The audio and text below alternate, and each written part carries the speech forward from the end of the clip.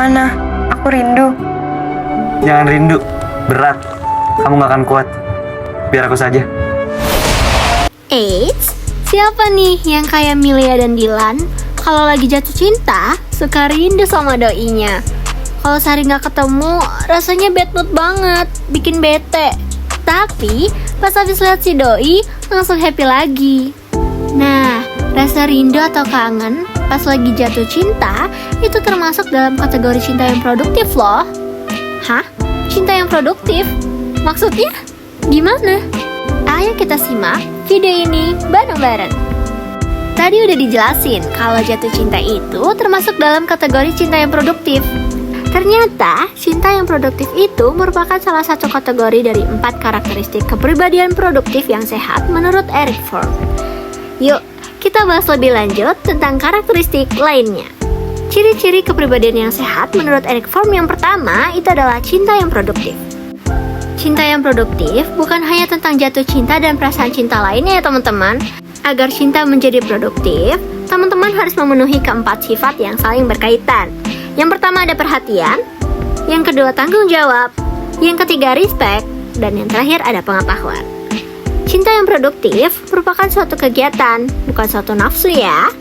Nah, cinta produktif ini tidak terbatas hanya pada cinta erotis, tapi juga bisa dengan cinta persaudaraan atau cinta keibuan. Nah, yang kedua, ciri-ciri atau karakteristik kepribadian yang sehat menurut Erich Fromm, teman-teman harus punya pikiran yang produktif. Pikiran yang produktif ini sendiri meliputi kecerdasan, pertimbangan, dan objektivitas. Menurut Fromm, semua penemuan dan wawasan yang hebat melibatkan pikiran objektif. Para pemikir didorong oleh ketelitian, respek, dan perhatian untuk menilai secara objektif seluruh permasalahan yang ada. Maksudnya, ketika teman-teman menghadapi masalah, Fromm mengatakan, teman-teman harus berpikir secara objektivitas di mana teman-teman fokus bagaimana cara mengatasi dan menyelesaikan masalah, bukan fokus dengan masalahnya saja tanpa memikirkan solusi. Ciri-ciri atau karakteristik kepribadian yang sehat menurut Erich Fromm yang ketiga itu adalah kebahagiaan. Apakah hanya tertawa setiap hari termasuk kebahagiaan? Ternyata itu belum cukup loh untuk memenuhi syarat dari kebahagiaan itu sendiri. Nah, Fromm bilang, kebahagiaan bukan hanya perasaan atau keadaan yang menyenangkan, melainkan juga kondisi yang meningkatkan seluruh organisme menghasilkan perubahan gaya hidup, kesehatan fisik, dan pemenuhan potensi seseorang. Jadi, buat teman-teman, yuk kita wujudkan kebahagiaan yang produktif dengan merubah gaya hidup yang lebih positif, menjaga kesehatan, serta meningkatkan potensi diri. Selanjutnya, ciri-ciri atau karakteristik kepribadian yang sehat menurut Erich Fromm yang keempat atau yang terakhir itu adalah suara hati.